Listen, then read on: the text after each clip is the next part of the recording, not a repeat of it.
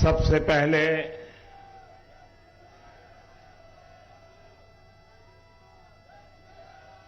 मैं इस पवित्र धरती को प्रणाम करता हूं।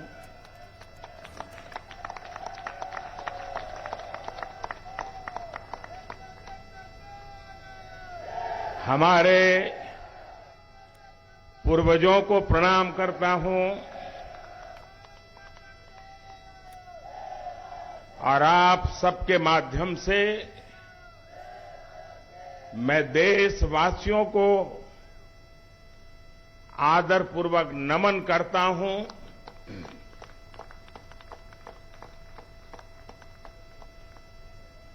ये आप ही का पुरुषार्थ है, ये आप ही की परंपरा है। मैं तो दुनिया में जाकर के सब आपके पराक्रमों के गीत गाता हूं।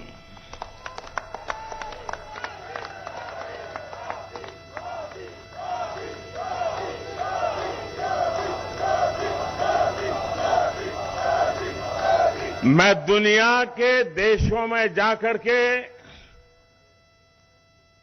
दुनिया के महापुरुषों को मिलकर के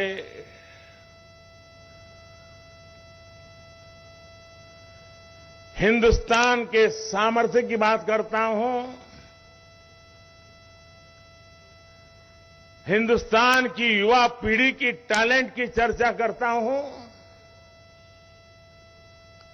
और अवसर मिलने पर भारत कैसे खिल उठता है, भारत के नौजवान कैसा पराक्रम करके दिखाते हैं, ये बात मैं दुनिया में जाकर के बताता हूं।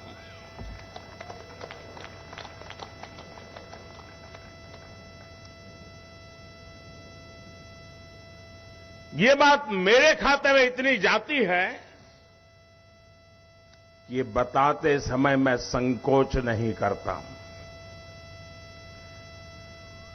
मेरे देश की महान संस्कृति का गौरवगान करते समय मैं आंखें नीचे नहीं करता हूं, आंखें मिला करके दुनिया से बात करता हूं।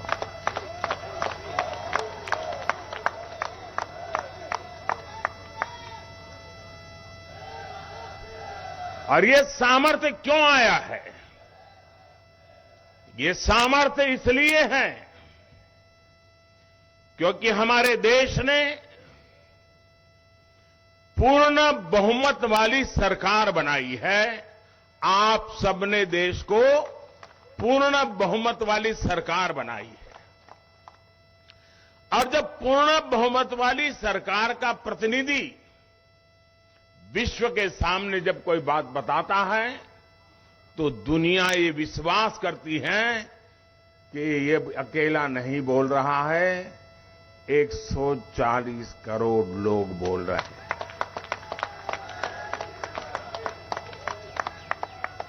अभी नड्डा जी कह रहे थे कि मोदी जी को प्यार करने वाले लोग यहां आए हैं।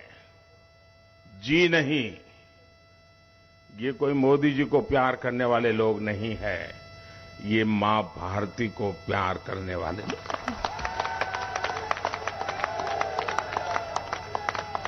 ये हिंदुस्तान को प्यार करने वाले लोग हैं। हिंदुस्तान का नाम रोशन होता है तो 140 करोड़ देशवासियों का जज्बा नई ऊंचाइयों को छूने लगता है। और मुझे बताया गया आप सुबह 3 बजे से आए हैं।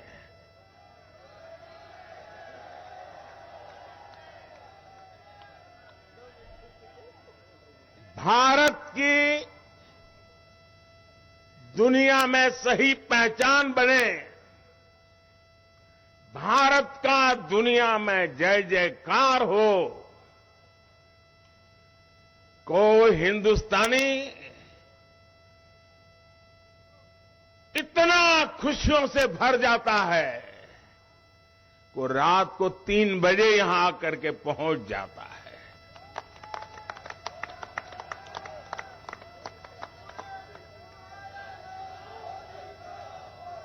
साथियों, ये यात्रा समय तो ज्यादा नहीं था यात्रा का, क्योंकि ट्रैवलिंग में भी टाइम जाता है, लेकिन जितना समय मुझे उपलब्ध था उसका पल पल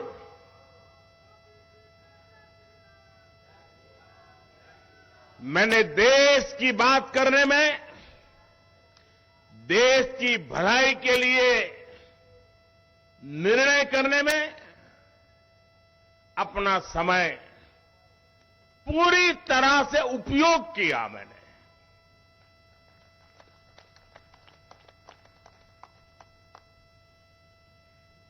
चालीस से अधिक महत्वपूर्ण लोगों के साथ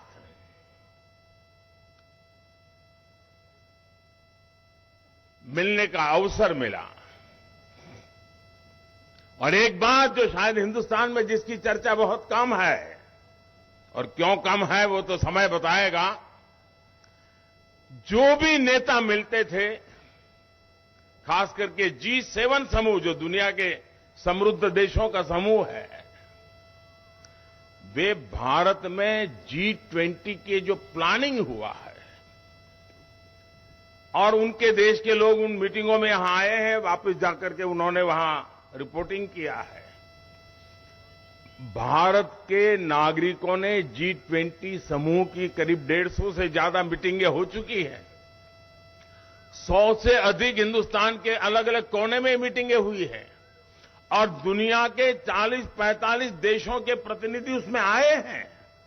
और उन्होंने जाकर के वहां जो बताया है, भारत के लोगों ने जिस प्रकार से उनका सम्मान किया, स्वागत किया, ये जो वहां बताया है, उसका इतना प्रभाव उन लोगों के मन पे है कि भारत की इस ताकत की पहचान हमें G20 समूहों की मीटिंग में गए हुए हमारे प्रतिनिधियों के माध्यम से मिली है। हम बहुत अभिभूत है। कौन हिंदुस्तानी होगा जिसको गर्व नहीं होगा दोस्तों?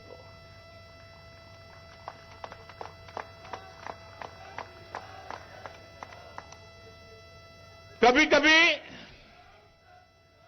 भारत की महान परंपरा के प्रति दोस्तों मैं सच कहता हूं, आप भी हिंदुस्तान की संस्कृति, हिंदुस्तान की महान परंपराओं के संबंध में बोलते समय कभी भी गुलामी वाली दिनों की मानसिकता में डूब मत जाना दोस्तों। हिम्मत के साथ बात कीजिए दुनिया से। दुनिया सुनने के लिए आतुर है, जिज्ञासा है विश्व को। जब मैं ये कहता हूं कि हमारे तीर्थ क्षेत्र पर हमला स्वीकार्य नहीं है, तो दुनिया भी मेरे साथ देती है दोस्तों।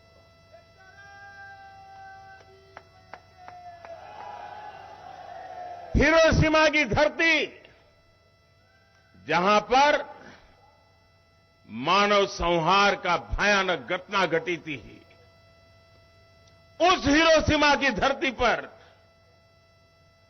जब पूज्य बापू की प्रतिमा लगती है, शांति का विश्व को संदेश बड़े गर्व के साथ हम पहुंचा पाते हैं। जी, मेरे लिए गर्व की बात होती है कि जापान के प्रधानमंत्री जब भारत आए थे, तो मैंने बोधि वृक्ष का एक सैंपल उनको दिया था, और उन्होंने बड़े गर्व के साथ मुझे बताया कि मोदी जी, जब मैं भारत आया था, आपने मुझे जो बोधि वृक्ष का पौधा दिया था, वो मैंने हिरोशिमा में, जहां ये बड़ा मानव संहार हुआ था, उस बोधि वृक्ष का पौधा वहां लगाया है, और करुणा का, भारत का संदेश आने वाली पीढ़ियों को मिलता रहे, इसके लिए मैंने ये सोचा हुआ है। देखिए कितना गर्व हो रहा है। भाइयों बहनों, दुनिया की, हम भारत के लोग कभी कभी ये गौरव का जिक्र करना भूल जाते हैं। हम वो देश हैं जो दुनिया की सबसे पुरानी भाषा, मानव इतिहास की सबसे पुरानी भाषा तमिल भाषा, ये हमारी अपनी भाषा है, हर हिंदुस्तानी की भाषा है। ये दुनिया की सबसे पुरानी भाषा होने का गर्व है। और जब मैं पीएनजी में वहां के गवर्नर, जिनके पूर्वज भारतीय हैं, उन्होंने तमिल भाषा का महान ग्रंथ तिरुकुरल का पीएनजी की भाषा में भाषांतर किया और उसका लोकार्पण करने का मुझे सौभाग्य मिला। आप कल्पना कर सकते हैं कि हिंदुस्तान की इस महान विरासत को आज दुनिया कैसे पूजने लगी है। दोस्तों, साथियों, ऑस्ट्रेलिया, उसके संबंधों में बहुत उतार चढ़ाव के दिन देखे हैं देश ने, लेकिन वो देश आज भारत को अपना मानता है, भारत को सम्मान से देखता है और वो भारत के भविष्य के साथ अपना भविष्य जोड़ करके देखता है। ये अपने आप में हर भारतीय के लिए बड़े गर्व की बात है। और मैं देख रहा था, कल जब मैंने देखा कि पूरे ओपेरा हाउस पर हिंदुस्तान के तिरंगे रंग की रोशनी करके उन्होंने भारत को सम्मानित करने का बहुत ही उम्दा प्रयास किया था। और भारतीय समुदाय का जो समारोह था, हिंदुस्तान के लोगों ने उसको देखा है, दुनिया ने देखा है। लेकिन सबसे बड़ी बात, लोकतंत्र की आत्मा क्या होती है, लोकतंत्र का सामर्थ्य क्या होता है। साथियों, आपको जानकर के खुशी होगी, और मैंने अब तक जितना भी कुछ देखा पढ़ा, मुझे इस बात की तरफ ध्यान नहीं गया मेरा, और इसलिए मैं बताना चाहता हूं। भारतीय समुदाय का जो कार्यक्रम था, वहां ऑस्ट्रेलिया के प्रधानमंत्री का आना गौरव की बात थी। लेकिन इतना ही नहीं, उस समारोह में पूर्व प्रधानमंत्री भी थे। उस समारोह में पूरी अपोजिशन पार्टी के मेंबर्स थे, रूलिंग पार्टी के मेंबर्स थे। ये लोकतंत्र का वातावरण ऑस्ट्रेलिया के लोग में भारतीयों के प्रति, चाहे पक्ष सत्ता का हो, चाहे पक्ष विपक्ष का हो, सबके सब मिलजुल करके भारतीय समुदाय के इस कार्यक्रम में उतने ही उमंग और उत्साह के साथ शरीक हुए थे। और भारत के एक प्रतिनिधि को, भारत के एक सेवक को दोनों पक्ष उतना ही आदर और सत्कार कर रहे थे। साथियों, ये यश मोदी का नहीं है। हम कतई ऐसी गलती मत करें। ये यश हिंदुस्तान के पुरुषार्थ का है, 140 करोड़ हिंदुस्तानियों के जज्बे का है। दोस्तों,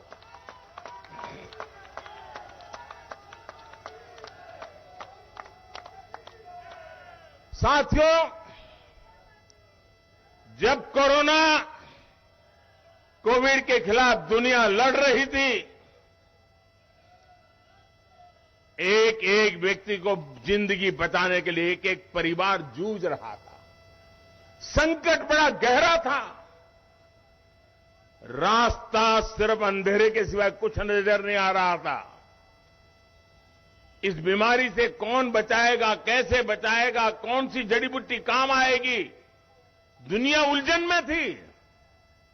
हर कोई अपनी अपनी कोशिश कर रहे थे। विश्व के समृद्ध से समृद्ध देश भी कोविड के सामने घुटने टेक चुके थे। दोस्तों, उस पल को याद कीजिए। हमने भी अपने कई परिवारजनों को खोया है। उस दुख, उस दर्द को हम भूल नहीं सकते हैं। लेकिन जब मैं पैसिफिक आइलैंड के इन देश के नागरिकों से मिला, हर किसी की आंख में, वो चाहे ड्राइवर हो, होटल में काम करने वाला कोई व्यक्ति हो, चाहे सब समारोह के गेट पर खड़ा हुआ कोई व्यक्ति हो, चाहे सिक्योरिटी में काम करने वाला जवान हो, हर किसी की आंख में, जब हम उससे आंख मिलाते थे, वो भाषा तो नहीं जानता था, लेकिन उसकी आंखों से वो बताता था और कभी कभी इशारा करके बताता था कि आपने वैक्सीन दिया ना, इसलिए हम जिंदा हैं।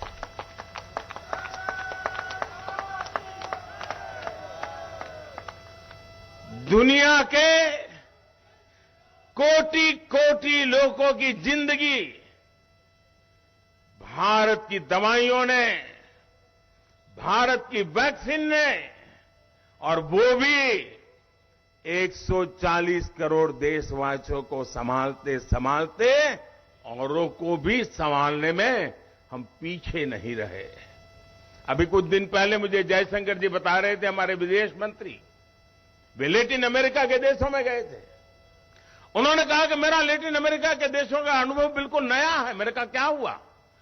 बोले लोगों को कभी कुछ इंडिया नाम भी मालूम नहीं है, भारत मालूम नहीं है, ज्यादातर वो ऐसे दाढ़ी दिखाते हैं और कहते हैं बोले हमको वैक्सीन मिला, हम बच गए।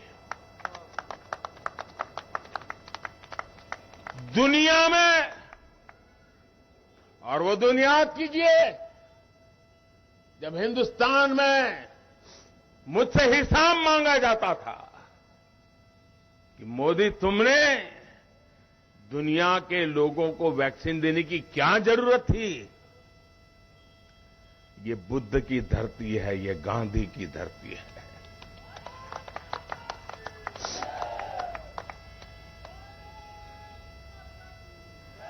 ये दुश्मन की भी भलाई सोचने वाले हम लोग हैं।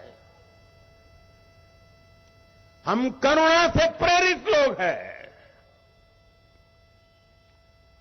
हम सद्भावना के लिए समर्पित लोग हैं। और इसी भाव को लेकर के विश्व में जहां भी बन पड़ता है हमने किया है। लेकिन साथियों, अब चुनौती बहुत बड़ी है। लेकिन चुनौतियों को चुनौती देना मेरे स्वभाव में है।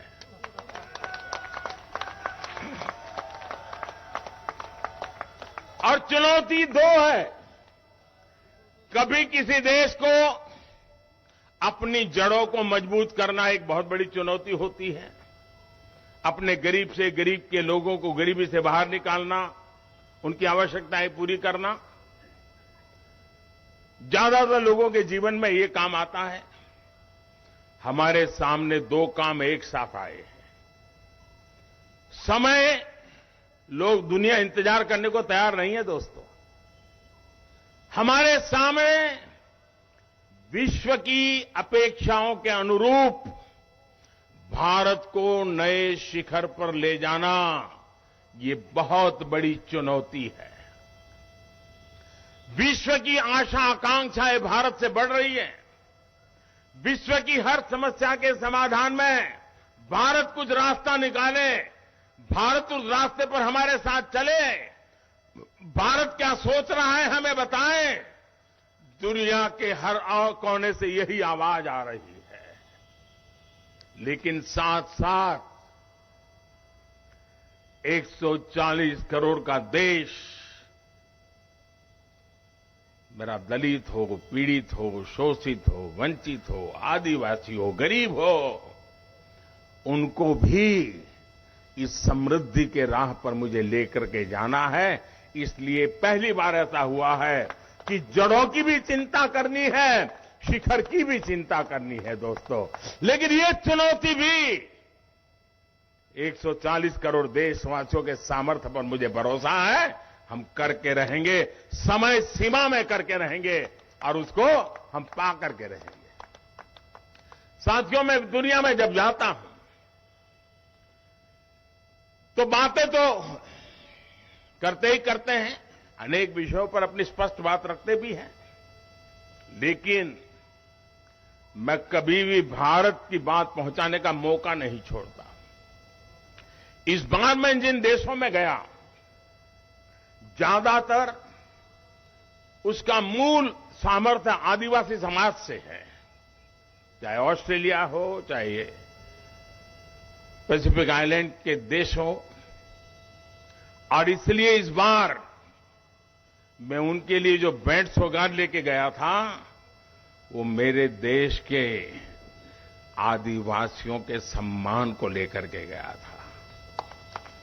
मेरे आदिवासी समाज में जिन कृतियों का निर्माण होता है, मैं उसे ले गया था, और मैंने मेरे देश के आदिवासी समाज का सामर्थ्य और उन देशों के आदिवासी समाज का सामर्थ्य, उसको जोड़ने के लिए एक सिंबॉलिक रूप में मैंने इसका भी ध्यान रखा था। दोस्तों, चीजें कभी कभी छोटी होती है, लेकिन सामर्थ्य बहुत बड़ा होता है, उसकी ताकत बहुत बड़ी होती है। और मैंने ये बात तब देखी, शायद ये जानकर के आपके लिए भी नई खबर होगी। मैं जब पहली बार यूके गया था, तो वहां की महारानी उस समय जीवित थी, अब तो वो नहीं रही। उन्होंने हमें भोजन पे बुलाया था। हम बहुत ही कम लोग थे। आमतौर पर प्रोटोकॉल में वो सामने बैठते हैं, हम इस तरफ बैठते हैं, लेकिन उन्होंने एक मां की तरह अपनी सीट छोड़ करके मेरे बगल में बैठ करके, देखिए तुम्हारे लिए मैंने ये वेजिटेरियन बनवाया है, ये तुम्हारे लिए ये वेजिटेरियन बनवाया, मां की तरह। बाद में जो हुआ वो मेरे लिए सबसे बड़ा आज भी प्रेरणा देता है। बाद में वो मुझे एक और कमरे में लेके गई महारानी जी, और उन्होंने मुझे उनको जो भेंट सौगातें मिली थी उसमें से कुछ चीजें दिखाई। उसमें मुझे एक छोटा सा उन्होंने हैंडकरचिप दिखाया, 4 इंच बाय 4 इंच का होगा, छोटा सा, और धागे से हमारे यहां जो बनाते उस प्रकार का था। बड़े प्यार से उसको छू करके मुझे फिर मेरे हाथ में दिया, बोले आप भी देखिए इसको। मैं भी आश्चर्य था कि एक छोटा सा हैंडकरचिप इतने प्यार से इंग्लैंड की महारानी मुझे क्यों दिखा रही है। जब उन्होंने दिखाया तो मुझे कहा कि मोदी जी, मेरी जब शादी हुई थी, देखिए महारानी जी कह रही है, मोदी जी मेरी जब शादी हुई थी तब महात्मा गांधी ने मुझे दिया था।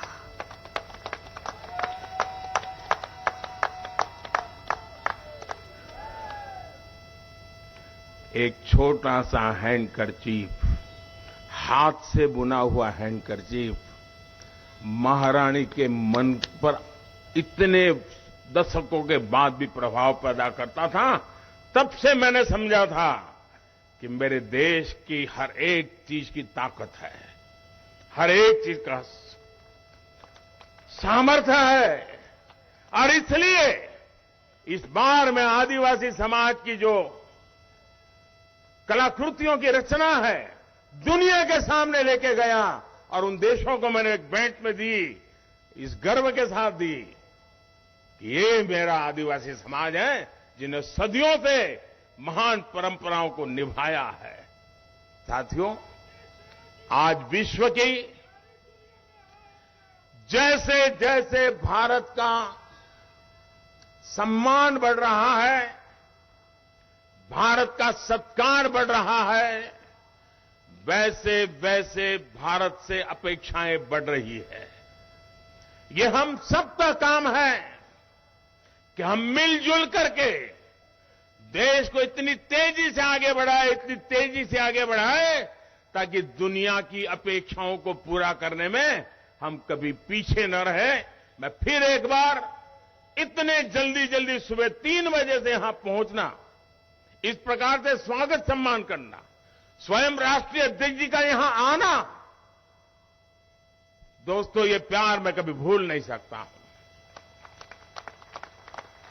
मैं फिर एक बार आपको हृदय से अभिनंदन करता हूं। और जयशंकर जी के पास तो बहुत सी अंदरूनी बातें होती है, आज समय अभाव में उन्होंने बहुत कम बताई, लेकिन कभी उनके साथ बैठोगे तो बहुत कुछ सुनने को मिलेगा, क्योंकि दुनिया को 50 साल का उनका अनुभव है विदेश विभाग का, लेकिन इन दिनों एक नया रूप देख रहे हैं दुनिया का, और हम भी उस कंपैरिजन को देखते हैं जी। ये जो बदलाव है वो अपने आप में 140 करोड़ देशवासियों का सामर्थ्य है। जो सम्मान मुझे दुनिया में मिला है वो मोदी का नहीं है, न ही मोदी का उस पर हक है। ये सम्मान 100%, 100% 140 करोड़ देशवासियों का है, उनका अधिकार है, और मैं ये सम्मान उन्हीं को समर्पित करता हूं। बोलिए मेरे साथ, भारत माता की, भारत माता की, भारत माता की। बहुत बहुत धन्यवाद। बहुत बहुत धन्यवाद आदरणीय मोदी जी।